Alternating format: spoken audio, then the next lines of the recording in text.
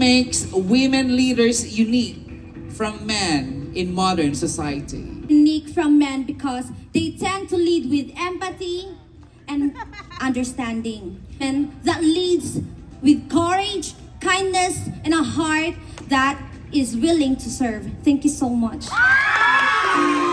Well, aside from the fact that we are the ultimate multitasker, we, the women, has the longest patience ever.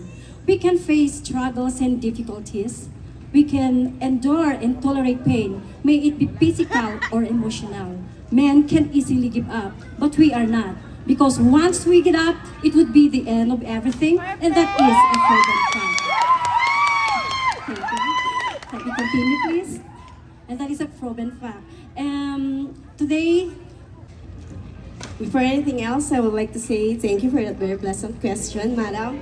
For me, in my own opinion, I have 3 insights that brings this thing is strength on the table. First is that the collaborative leadership wherein women leaders are prior on the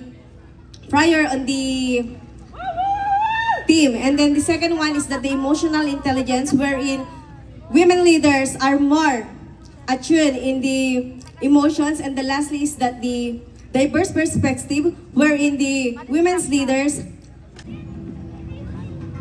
Para sa akin, mas kakaibang maging leader ang isang babae dahil may halong pagmamahal sa bayan. Bilang isang babae at nanay, handang magsakripisyo para sa mga pamilya at sa bayan. At moderanang leader at kami ay moderanang leader. Para po sa akin bilang isang single mom, for being strong and most especially about values, about close family ties, that you have a lot of respect and helping one another. Thank you. Thank you. As a... Excuse me. Nag-nervous ako.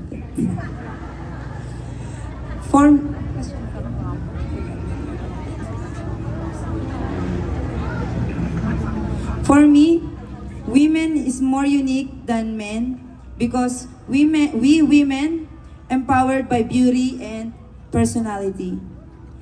As a single mom of 2 but married, I am very strong and resilient to be a leader for my family. Transit Tagalog, please, in Ilocano. Okay. Sa iyong palagay, ano ang kakaiba sa mga babaeng leader kumpara sa mga lalaking leader sa makabagong lipunan? Ang mga babaeng leader ay kaya nilang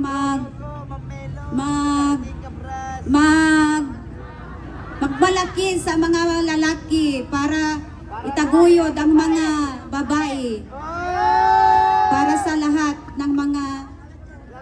Our last finalist, Michelle, and she is representing Zone 2. Okay, Michelle, this is the question. In your opinion, what makes women leaders unique from men in modern society?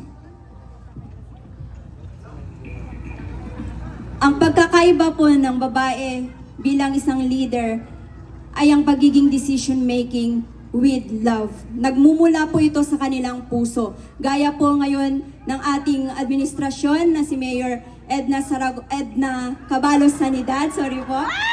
Siya po ang nagbigay po ng